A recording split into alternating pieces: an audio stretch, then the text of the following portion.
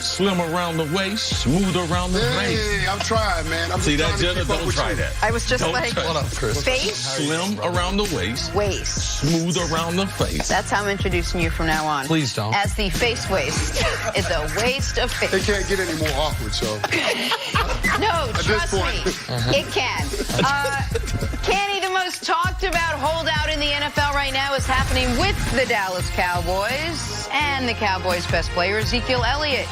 Cowboys seem to be taking a hard stance with Zeke. According to Jane Slater of NFL Network, who was on Undisputed and The Herd yesterday, the two sides are not close. When she asked her source if it was the guarantee or the length of the deal, her source said, quote, "It's everything." All right, Chris, Canty, are you surprised? What's your reaction to how far apart the two sides are right now? I'm a little bit surprised because I feel like there's more urgency within that Cowboys organization to try to win a championship. And you're not going to win a championship without Ezekiel Elliott. Now, I heard Stephen Jones' comments yesterday. He said, we're damn sure not going to set the market for every player at their position. You're not going to pay Dak Prescott as the highest paid quarterback in the NFL. You're not going to do that with Amari Cooper, especially after that Michael Thomas deal. And you're not trying to do that with Ezekiel Elliott. But the reality is the Cowboys are on the verge of being penny wise and dollar foolish. Because if you can't win without Ezekiel Elliott, then you need to try to mend fences and work that out. You've got to try to arrange something where you can negotiate a contract that you can live with over the course of the next 3 or 4 seasons, because that's what your window is to compete for a championship. Like, I know that they've got a lot of mouths to feed. You got to pay Dak. You got to pay Amari. The bill on Byron Jones is going to come due. Jalen Smith as well. So you've got to take care of all of those guys. And the reality is you might not be able to spread the wealth in terms of taking care of all of them.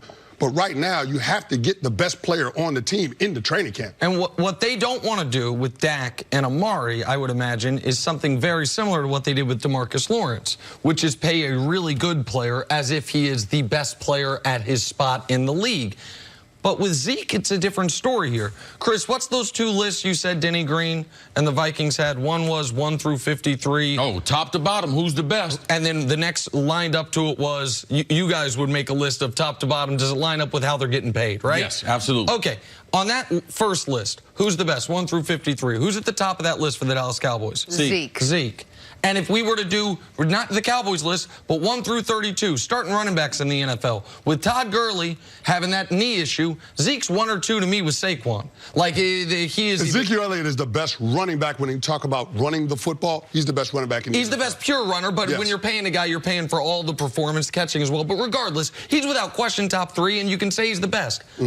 So paying him as the best makes sense. Like, setting the market with Dak would be totally irrational. As good as Amari is, setting the market with Amari, I think, would be at least slightly irrational. Setting the market with Zeke would not be irrational. Their problem is they think the market got set too high by Todd Gurley's deal, and they doubled down on that problem by saying back in May, his deal starts at Todd Gurley's deal. So the Cowboys they've backed themselves into this corner, and then Zeke has kept them there by not showing up. I truly believe the Cowboys plan to make Ezekiel Elliott the highest paid running back in NFL history a year from now. Not right now. They knew they needed to pay right now. They knew about Byron Jones, even though he doesn't seem to be a priority. Dak has clearly been a priority, and Amari has to be because of what you traded to get him and because what he did for Dak Prescott. But Zeke's the one who's forcing their hand, and the fact that they're really far away, according to Jane Slater, that's bad news for all parties, because it's not good for Zeke for this holdout $40,000 a day to continue to toll for him to potentially have to make the decision of missing games. And it's obviously not good for the Cowboys. They're out here signing Alfred Morris because they have no other legitimate alternative on the roster. To Zeke's defense, since he came into the league 2016, no one's touched the ball more. No one's had more yards from scrimmage. So he's taking a pounding, and they're not going to change that offense. He's getting ready to touch the ball 450 times this year. Season after that, another 4. He got 1,000 touches in him before he even gets any new money. Now, I grew up in a single-parent home. My mom raised 7 kids. Now, my mom was amazing. And when she would cook dinner, my mom would always not eat. All the other kids would be able to eat and everything, and a lot of times my mom wouldn't have anything. Zeke said, listen, I ain't like Chris's mama. I need to eat. The reason why I'm eating all the time, I'm going to eat first. All right? I ain't concerned about Dak. I know we came into the league together. I know we traded for Amari. That ain't my problem. I know you signed this great offensive lineman. That ain't my problem.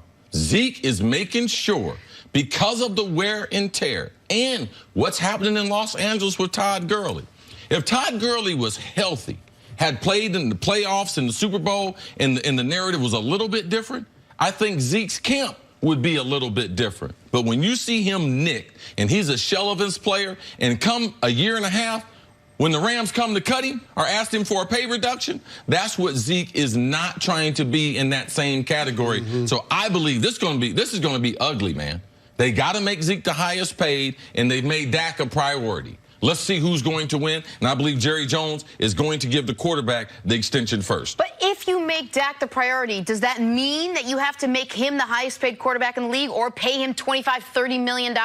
Can't you say the best player on this team is Zeke, pay him the highest? Maybe Dak's the one that takes a bit of a pay cut? No, Dak's not going to take a pay cut. I mean, Jerry Jones has got Dak on the cheap for the first 3 years of his deal. He was a fourth-round draft pick. He was a thousandaire, not a millionaire. So, I mean, this is Dak's first bite at the apple. With Ezekiel Elliott, though, I look at this situation and say that that's the insurance policy for the investment that you're about to make with your quarterback. If you're going to pay Dak Prescott $30 million a year plus, I want the very best version of Dak Prescott, and you're not going to see that without Ezekiel Elliott. Yes, that's not going to happen. So, I mean, you look at the situation and you prioritize it. The quarterback, obviously, by nature of the position, he's got to be first in line. But to me, the next one up has got to be Ezekiel Elliott. I know I traded a first-round draft pick for Amari Cooper, but it's not like I can't franchise Amari Cooper after his Amari already let him off the hook. Yeah, that's Amari already told him, I'm not worried about it. Yeah, exactly. So, I mean, that's the perfect scenario for Jerry Jones. All you have to do is take care of your running back, and then you'll have the opportunity to address Amari after this season.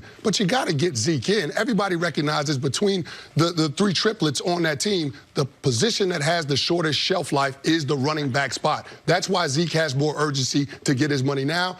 And if Jerry wants a title, he's got to make sure he takes care of that guy. And Jenna, to your question, they are not going to make Dak the highest paid quarterback in the league, but they also have no shot at getting him at $25 million per. Like they're right now the highest paid quarterback in the league is at $35 million per. Dak's camp is looking at Carson Wentz's deal and saying that plus X, because same draft class, same division, Dak's played every game, he's been to the playoffs twice, he's won a playoff game, and they don't care that Carson Wentz, his second season, played better. Well, they would argue he's not. They would argue that you can't be better if you're not playing. Well, it's your agent, so he's representing you. Yeah, I mean, when you see that Carson Wentz got 4 for 128, that's $32 million a year.